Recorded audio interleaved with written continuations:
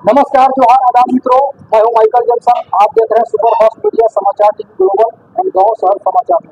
मित्रों, आज हमारे बगल में एक बड़े शख्सियत मौजूद है, रणधीर कुमार सिंह जी, और एक ऐतिहासिक क्षण है और क्या वो बातें हैं, इन तमाम मुद्दों पर आज हम सबसे बातें करते हैं और सर के ही मुखारबिन से जानना चाहेंगे कि सर आज कौन सी वह बातें हैं, कौन सी जो मामला है जो कि तमाम आज कह लीजिए कि आपके आवास पर और आपके यह गाँव में गहमा गहमी का माहौल है। सर आपसे ही जानना चाहूंगा। सर नहीं, मामला नहीं है कुछ भी। मामला क्या होगा?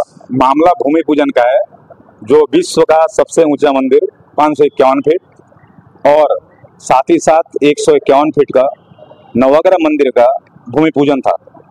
ठीक, जिसके कारण जितनी भी जो बड़े बड़े साधु संत थे, चाहे अयोध्या से पधारे थे, बनारस से थे, आपके गया से थे और बिहार और झारखंड कई जगह से थे, साधु संतों का आगमन हुआ।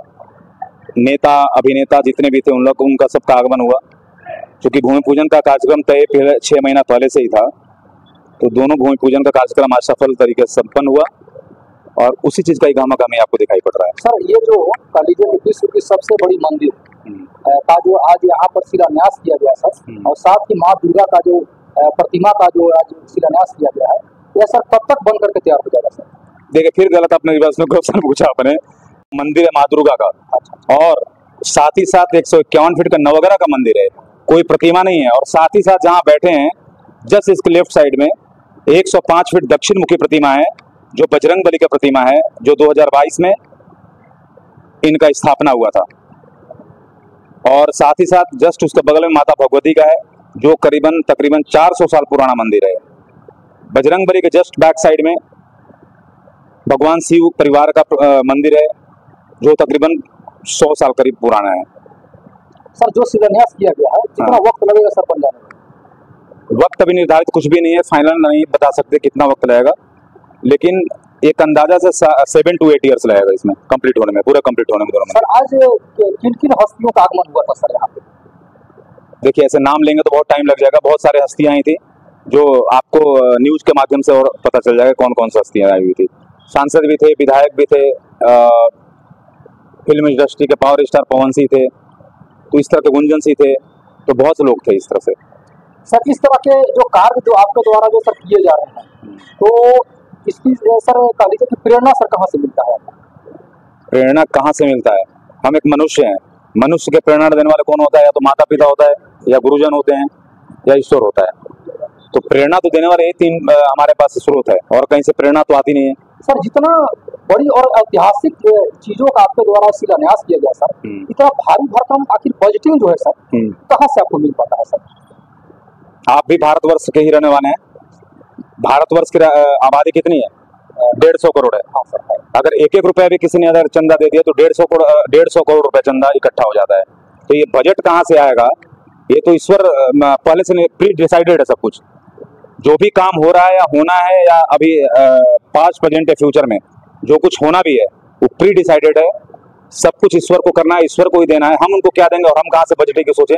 सब कुछ भगवान को देना, भगवान के कार्य ही पूरा करने का श्रेय भगवान को ही जाता है, खुद ही।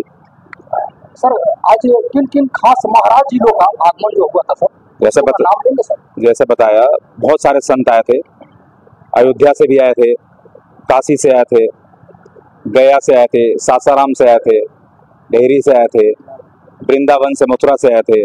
तो बहुत सारे संत आए हुए थे, आगरा से आए हुए थे। तो संतों का लोकेशन कौन सा है सर? ये बराही धाम के नाम से जाना जाता है इनको। बराही धाम जैसे सर, ये छोटे से जगह में जिस तरीके से ऐतिहासिक कदम जो उठाया गया सर, क्या वजह रहा है कि आप इतने छोटे से जगह को एक पर्यटन स्थल के रूप में आप इसको डेवलप करना चाहते हैं, जो कि लोग झारखंड में लोग आएंगे तो निश्चित तौर पर यहाँ घूमने के लिए वो जरूर आएंगे सर? तो सर क्या देखिए, आपको ये छोटा सा जगह दिखाई पड़ रहा है, भगवान का जगह कोई छोटा या बड़ा नहीं होता, एक बात। दूसरी बात, आपको 2 बातें बता रहा हूं कि दुर्गा सप्तशती में बाराही यूज किया गया है, मतलब बाराही अवतार का, और प्लस विष्णु अवतार में भी 12 अवतार का रूप बताया गया है।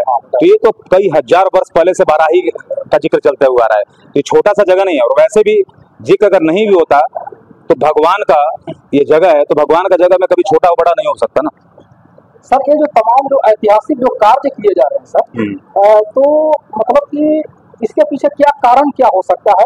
धार्मिक कारण है, सामाजिक कारण है, कि एक यहाँ के क्षेत्र को आप एक कह लीजिए कि पर्यटन स्थल के रूप में आप इसको डेवलप करना चाहते हैं, क्या वजह है सर?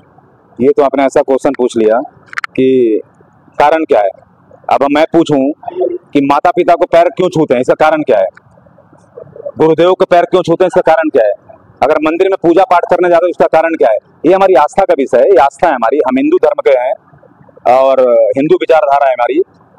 तो जैसे और धर्म के लोग मस्जिद में जाते हैं, गुरुद्वारा में जाते हैं, उसी तरह से हमारा धर्म हिंदू है, मंदिर में जाते हैं।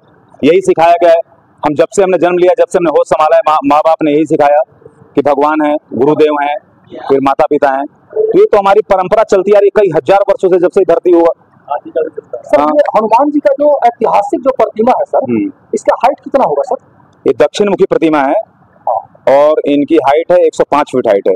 तो सर हम ये जानना चाहेंगे सर कि चूंकि एग्जैक्ट आंकड़ा मेरे पास नहीं है सर, जहाँ तक हम आंकड़ा का अनुमान लगा रहे थे कि शायद हनुमान जी का विश्व का सबसे ऊंची प्रतिमा है क्या? नहीं, तीसरे नंबर पे है। मतलब कि पूरे वर्ल्ड में दक्षिण मुखी, हाँ दक्षिण मुखी में ये तीसरे नंबर पे है भारत में। अच्छा सर, जैसे कि पर्यटक जो आपके यहाँ जो आएंगे सर, तो उनको प्रोटेक्शन के लिए, सिक्योरिटी के लिए, ताकि वे सुरक्षित तरीके से यहाँ पर आए और हम हनुमान जी का दर्शन करके जो है ये यहाँ से जाए, इसकी क्या समुचित व्यवस्था है आपके यहाँ सर? देखिए उस आपने दो क्वेश्चन एक बार पूछा। पहली बात तो कि जो आपका जिस विचार से आप भगवान की पूजा करते हैं वैसा प्रतिफल आपको मिलता है।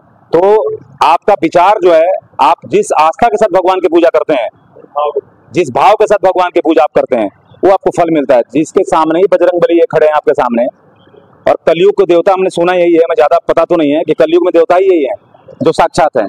तो जिनके इनका आशीर्वाद जिन पे हो, तो पहली बात तो यहाँ सिक्योरिटी रीजन ही खत्म हो जाता है, एक बात। दूसरी बात, प्रॉपर यहाँ पे वॉलंटियर्स की व्यवस्था है। अभी भी देख रहे हैं फोर्स आपके आए होंगे तो आपको दिखी होगी यहाँ पे, जो झारखंड सरकार की फोर्स है यहाँ पे। तो सारी व्यवस्था उचित है यहाँ पे। किसी भी तरह का आज तक मिसहैपनिंग इस तरह का भी कुछ यहाँ पे कोई घटना अपरिचित नहीं घटी है अभी तक। सर क्या इस जगह को झारखंड सरकार के मैप में या इंडिया के मैप में पर्यटन स्थल घोषित करने का कोई प्लान है क्या सर? देखिए इस हाँ वही तो बोल लो। हाँ सर बताइए। पर्यटन स्थल के रूप में घोषित करने का प्लानिंग है क्या? नहीं, हम प्लानिंग करने वाले कौन होते हैं? प्लानिंग करती सरकार है, जनता द्वारा चुनी गई सरकार है, एक बात। दूसरी बात, प्लानिंग करने वाला तो सृष्टि कर जाता है, सामने आपके बैठे हुए, तो हम और आप प्लानिंग क्या करेंगे इनके लिए? ये प्लानिंग दुनिया करते हैं, हम इनकी प्लानिंग क्या कर सकते हैं? तो इस तरह का हम आंसर आपको नहीं देंगे। चलिए बहुत बहुत शुक्रिया सर को दिल से धन्यवाद, साधुवाद, लाखों लाख बधाइयाँ कि ऐसा ऐतिहासिक पल और ऐसा ऐतिहासिक कदम सबसे बड़े शख्सियत मेरे निगाहों में रणधीर कुमार सिंह जी के द्वारा जो उठाया गया है। जहां लोग सुना करते थे विश्व की सबसे बड़ा मंदिर, सबसे ऊंची प्रतिमा, वो तमाम चीजें जो है लोगों को पलामू में देखने के लिए मिलेगा। और मैं बता दूं कि यह जो स्थल है वह जपला रेलवे स्टेशन से बहुत ज्यादा दूरी पे नहीं है। हम समझते हैं कि महज 5 से 6 किलोमीटर के डिस्टेंस पर है। तो तमाम हम लोगों से जो हमारा चैनल के माध्यम से जो इस एपिसोड को देख पा रहे होंगे, उनसे हम आग्रह करेंगे कि वे जो है कि इस लोकेशन तक आए और जो है कि जो भी यहाँ पर जो चीजें जो बन रहा है और जो बन चुका है इसे दर्शन करके जाएं। और जो है कि निश्चित तौर पर यहाँ पर तमाम वो सुविधा सिक्योरिटी सारा मौजूद है। तब तक जो भी अपडेट होगा उससे अवगत कराऊंगा। तब तक आप सबों से विदा लेता हूँ। जय हिंद, जोहार, धन्यवाद।